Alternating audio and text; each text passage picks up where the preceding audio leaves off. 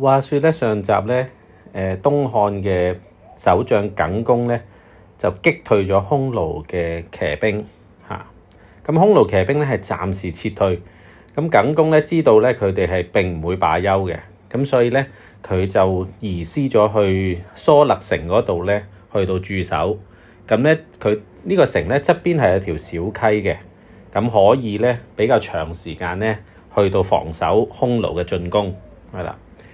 咁咧就但係後尾咧，匈奴咧真係咧再次咧1個月後咧再次咧進犯，咁咧就係左鹿禮王咧率領咧呢個大軍，奉單于之名咧係6萬個呢個北匈奴嘅軍隊咧，再次向呢個耿恭咧疏勒城咧去到進攻，將疏勒城咧重重包圍，希望咧一步上次戰敗之仇嘅。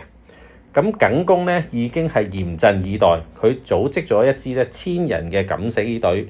當匈奴軍隊咧初臨城下嘅時候咧，仲未立足得穩咧，就殺向敵營。咁匈奴軍隊咧俾人殺個措手不及啊！紛紛咧係呢個即係啲器具啊、嗰啲武器啊，全部咧都即係掉晒，係啦，頭盔啊咁樣，後退數里。咁耿恭咧取得呢個守將嘅勝利，但係匈奴成6萬人，兵強馬壯，又捲土重來。咁呢個疏勒城最多係幾千人嘅啫，係啦，又包圍咗呢個疏勒城，希望咧係啦，將佢咧就係入邊咧糧食啊、水啊都全部冇晒咧，就到時咧就自動投降嘅。亦都咧佢將城邊嗰個溪水咧係塞住咗，啲水咧係入唔到去城入邊。企圖咧係圍困入邊嘅守軍嘅嚇。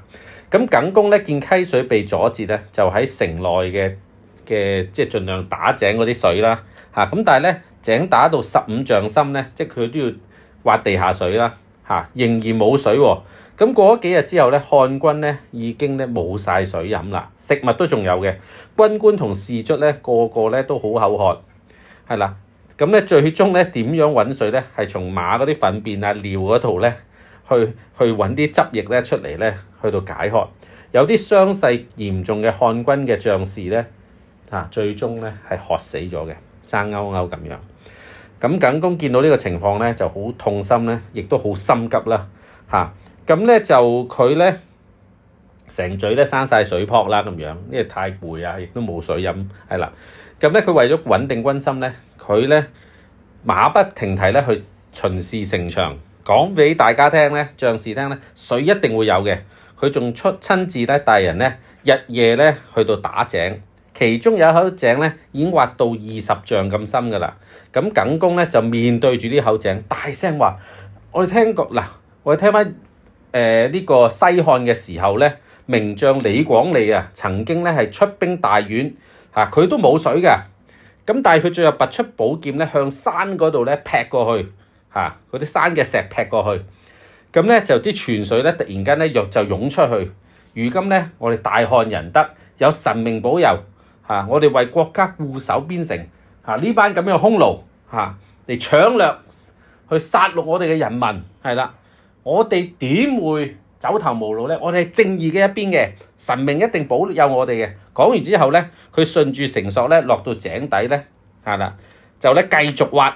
過咗一陣咧，果然咧個井出水喎，清澈透明嘅地下水咧，直往上噴啊！咁漢軍將士見到之後咧，或者人民見到咧，都互相擁抱，都係同聲歡呼。佢哋咧即刻飲翻啲水先啦。咁跟住咧，漢軍嘅將士咧就信心倍增啦，精神抖擻。咁耿恭咧就命令士卒咧打咗好多水向喺城樓嗰度就潑啲出去，係啦，就等啲敵人知道咧，其實城內係有水嘅，你阻截唔到我個水源嘅，係啦。咁左鹿禮王咧企圖切斷水源啦，困死耿恭同埋其他守軍嘅計劃咧，最後係冇得逞。佢以為咧漢軍咧又有神明保佑，所以咧最後咧就垂頭喪氣咁樣咧係撤退咗啦。咁但係佢今次撤退冇理由就咁走啊，係咪先？